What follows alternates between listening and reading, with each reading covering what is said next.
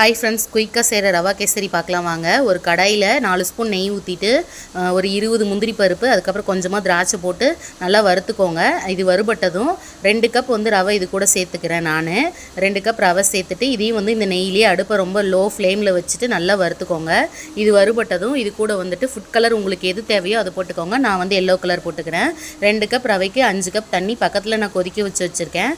அதை இது கூட சேர்த்துக்கிறேன். இந்த மாதிரி செய்யக்குள்ள டக்குன்னு ரெடி ஆயிரும். ஒரு 7 மினிட்ஸ்லேயே கேசரி ரெடி பண்ணிடலாம். இப்போ தண்ணி ஊற்றி ஒரு 2 நிமிஷத்துலேயே பார்த்திங்கன்னா நல்லா கெட்டியாயிரும். இந்த மாதிரி செய்யக்குள்ள கட்டியெல்லாம் படாமல் நல்லா சூப்பராக உதிரி உதிரியாக நல்லா கேசரி டேஸ்ட்டாக வரும். 2 கப் ரவைக்கு 2 கப் சர்க்கரை, 1 கப் சர்க்கரையை அப்படியே சேர்த்துக்கிறேன். இன்னொரு கப் சர்க்கரையை மிக்சி ஜாரில் 3 ஏலக்காய் போட்டு பவுடர் பண்ணி அதை இது கூட சேர்த்துக்கிறேன். இப்போ நல்லா இலகி நல்லா கேசரி ரெடி ஆனதுக்கப்புறமே லாஸ்ட்டாக 1 ஸ்பூன் நெய் ஊற்றி இறக்குனிங்கன்னா சூப்பரான கேசரி ரெடி ஆயிரும். நீங்களும் ட்ரை பண்ணி பாருங்கள். ஓகே ஃப்ரெண்ட்ஸ், பாய்.